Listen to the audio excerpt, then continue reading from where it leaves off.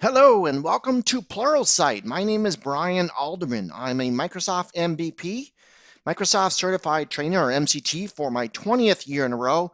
I speak at a plethora of conferences throughout the country, throughout the world, in fact. I've authored 4 different books, 2 on Microsoft's SharePoint, 1 on SQL Server, and 1 on Windows 2000 Professional. My Twitter handle is Brian Alderman. My website, www.microtechpoint.com, is my company, and you can find my speaking engagements there as well as my blog called Brian's Blog. And in the products, you'll find links to this type of training.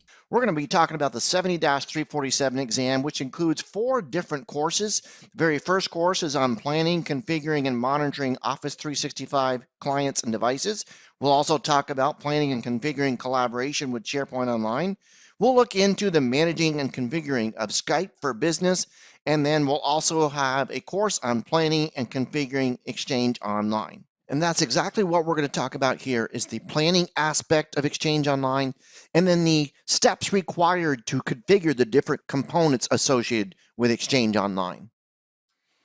As I did with the previous courses in this 70-347 series, I've broken this down into 5 different categories, the first being the course introduction, which is kind of what we're going through right now. We're also going to talk about planning. That's a key aspect for a successful implementation of Exchange Online. This is going to include things like the access methods. Are we going to use the Outlook Web Access? There's a new name for that. We're going to see Active Sync, mobile management, and we're going to manage these both through the web UI as well as PowerShell. When it comes to the email portion of this course, we're going to look at creating and managing resource and shared mailboxes.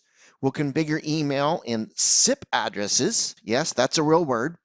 Default replies, aliases, as well as adding users using a bulk method. We also need to be concerned about mailbox migration, remote moves, staged cutover, IMAP, import services. We can also manage default retention policies for the content in the mailboxes.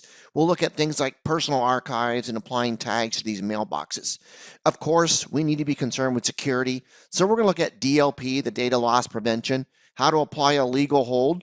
We're going to explore the Protection Center.